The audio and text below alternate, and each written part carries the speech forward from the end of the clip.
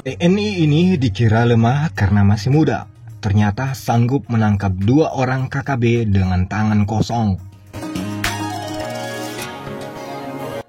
Inilah nasib 2 orang yang merasa kuat yang akhirnya dilemahkan oleh orang yang dirasa lemah. TNI Polri versus KKB.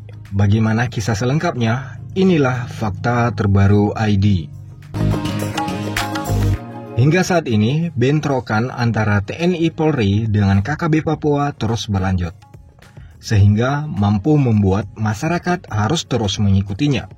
Banyak yang berharap KKB Papua segera bubar dan lenyap, dan ada pula yang berharap KKB Papua segera mengalah dan kembali dalam pelukan Ibu Pertiwi NKRI.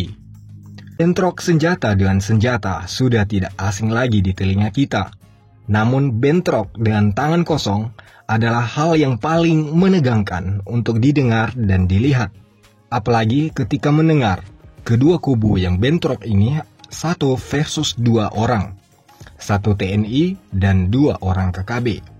Salah satu momen bentrokan yang kami bahas di sini adalah ketika 2 orang KKB yang tengah kehabisan peluru tiba-tiba bertemu dengan seorang anggota TNI yang sedang melakukan operasi secara diam-diam di sekitar lokasi pos KKB. Di sana terlihat 2 orang KKB mengajak seorang anggota TNI yang masih berumur muda dan baru saja mengemban tugas sebagai anggota TNI beberapa waktu yang lalu untuk meletakkan senjata dan menyuruh untuk melawan dengan tangan kosong. TNI muda ini akhirnya secara perlahan meletakkan senjata yang sedang digenggamnya. Lalu dia menyampaikan satu permintaan untuk duel 1 lawan 1. Beberapa saat kemudian akhirnya mulailah duel antara TNI muda dengan salah satu dari anggota KKB tersebut. Sementara 1 anggota KKB yang lain menonton pertarungan ini. Pertarungan antara TNI muda dengan KKB pun berlangsung. Beberapa kali TNI muda harus terjatuh namun bisa bangkit kembali.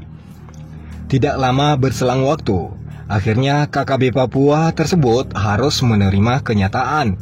Dia tersungkur ke tanah dan berusaha untuk bangkit namun tidak bisa dilakukannya.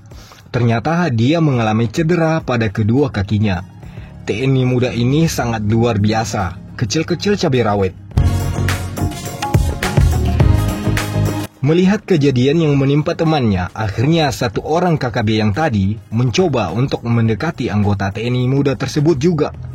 Lalu mereka pun mulai duel seperti kejadian barusan antara temannya dengan TNI muda ini. Untuk mengalahkan KKB yang satu ini, TNI muda harus mengalami banyak pukulan dari KKB itu.